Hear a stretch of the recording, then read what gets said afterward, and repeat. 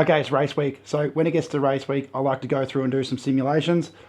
Today, I'm doing something I've already done before, but I'm simulating getting a puncture on race day. It's an A race and punctures happen. You need to know how to deal with them. So many people don't know how to deal with a puncture. Only way to learn, and I learned something by doing this, watch to the end, about this process that I didn't even know, and it could have absolutely destroyed my race day had I have got it wrong. Well, this is actually harder to puncture than it looks.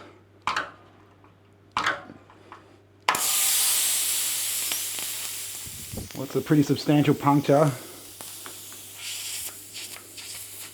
I'm actually not going to like my chances repairing that with a plug-in tool. Alright. So only using the spares I got on the bike. There's no point using some spares that you don't actually carry with you because you're not going to have them race day. Got a canister. My bike can carry 2 canisters. Important to know. You've got 2 canisters.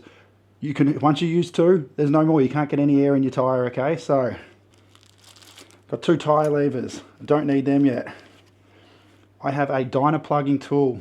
This little tool has a plug in it, which I'm going to stab into the tyre, and it's got a little hole here, which then allows me to inflate at the same time. So I stab this in, inflate the tyre, pull it back out, and it should hold. If it doesn't hold, unfortunately, I've got to actually take the tyre off and change the tube, which I know how to do. And I've got a spare tube in here, and I also keep a spare one up here as well, for just in case. Now, I was actually expecting to not puncture it that big, so let's see how we go. Okay, so first lesson learnt, the plugs I got, they're specific ones for road tyres. The ones I got were a little bit longer, and it's not actually fitting in all that well. So straight away I know that this plug I've got in here, because I have used it before, probably need to cut it down and make it shorter to get it in effectively. But we want to see, come race day, what's the worst situation? Can I get this in? Plug is in. Screw it in, then back out.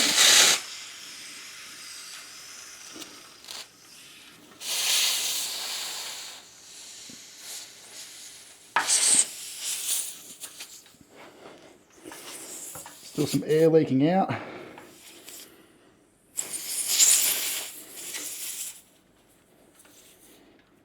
Which isn't the greatest sign.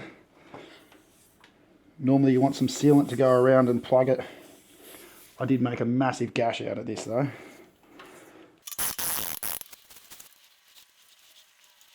Okay, so that's still hissing, so this one hasn't failed. There's a huge gash out of this. Maybe I should have simulated something that wouldn't take as big a gash.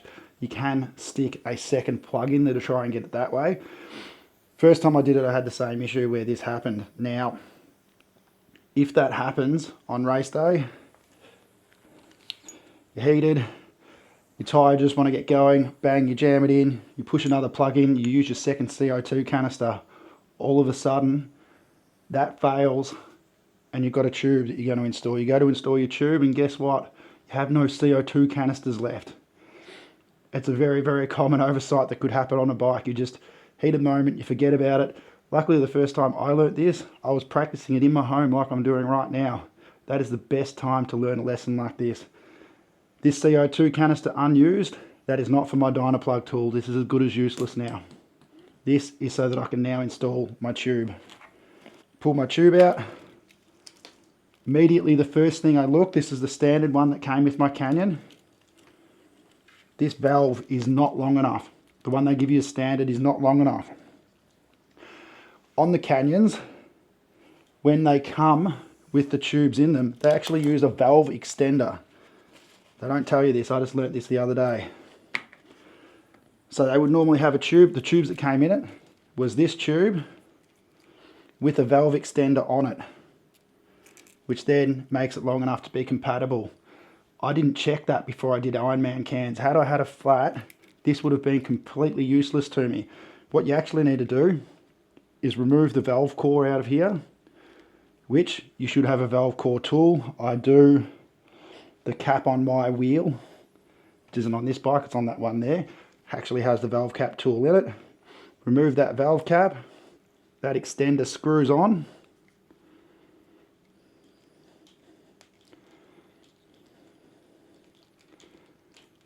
And now that is ready to be put straight into my bike.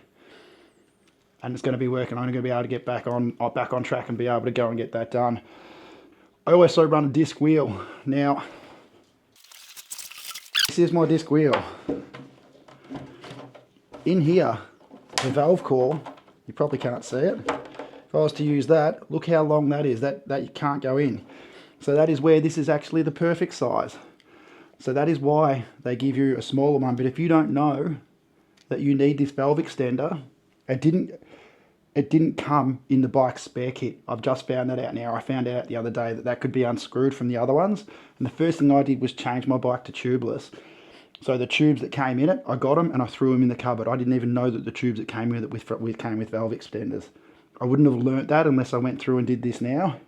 And I've done that not only on these types, I've done it on here, so I know how to do it on the disc as well. Super important.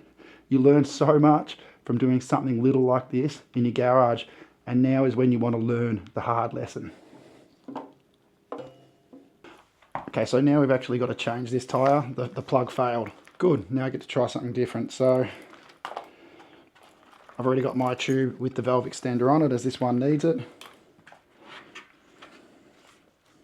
Now, because I'm running tubeless, I actually have to remove this tubeless valve. So I'm making sure that all I've got are the tools that I would have with me on the bike. I was able to remove that with the axle spacer or the axle wrench that comes with it.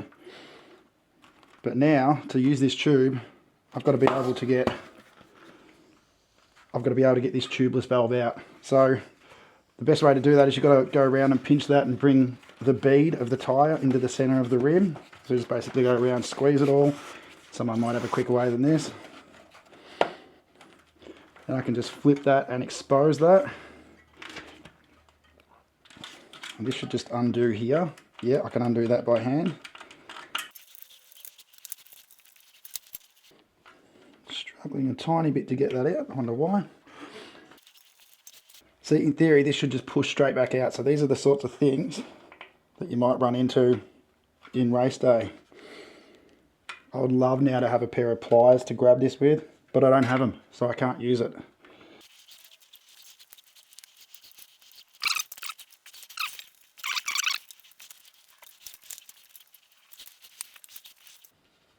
So can you imagine this happening roadside? Like, you'd be stressing out. I'd be stressing out right now.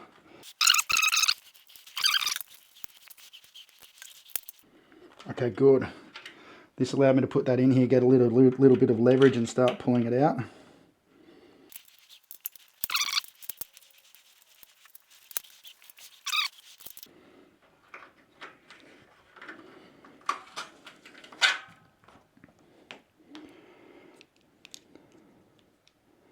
What was causing that? So what was causing that was just simply how well jammed that rubber is that's to stop it all leaking out. That was just jammed in, it was so tight, it was preventing it coming out. So, lesson learned, I do have the tool to remove it if I needed to.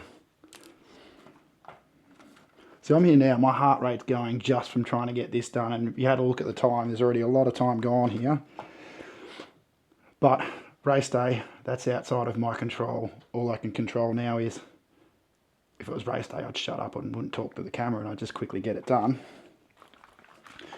Next best thing I can do is install this tube.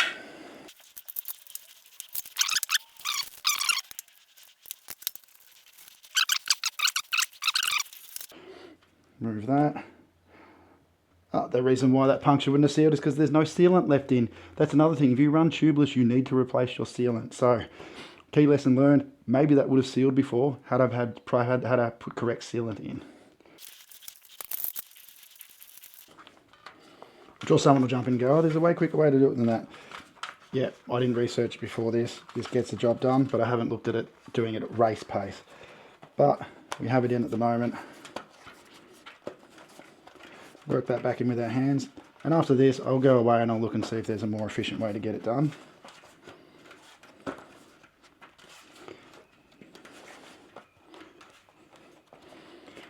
And you can actually work it back on, and because it's an older tyre, it just pushed on easily with my hands.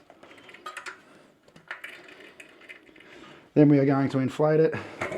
I would use a CO2 canister. I'm not going to because I don't want to waste one. I'm going to pump it up by hand. I'll pump it up by hand. We're going to assume that it worked. If it doesn't, I'll come back and be like, oh no, I failed. But repaired, ready to go back on, and I'm riding because I've done the work in practice. Okay, so I've blown it back up. We have a wheel that can now go straight back on our bike. Now the important thing is, what did I actually learn in this? Well, there's been a couple of lessons. Even I didn't know I was going to get these lessons tonight. So, one, change your tyres. I already knew this. You always change your tyres, do all those sorts of things, refill sealant. So before I've got an important race, I put on new tyres, which means new sealant, all those sorts of things. Sealant wears out. I don't know the exact time frame that it gets. I think a couple of months, maybe less. What have these had on them? They've been probably 6 months without checking them. And I think this one did have a slow leak because it had no sealant. The plugger tool, and I didn't do this last time either. I knew that hole was big. With the plugger tool, I could use more than one plug. I could put 2 plugs into that hole and only inflate the second plug. So insert a plug, pull it out without actually inflating it, get the second plug and put that in too. And then, because I've only got one canister, I would have been half a chance to have actually sealed that plug. 3, I learned that I've actually got the tools to do that and then change it. 4, that I need to go away and now look at my technique for changing that tube. Yes, I got it done. Is there a faster way? Probably is. If you know a faster way, jump in the comments, put it down there. Anything else, feel free to rip on me for anything I haven't done right, because I'll learn from it.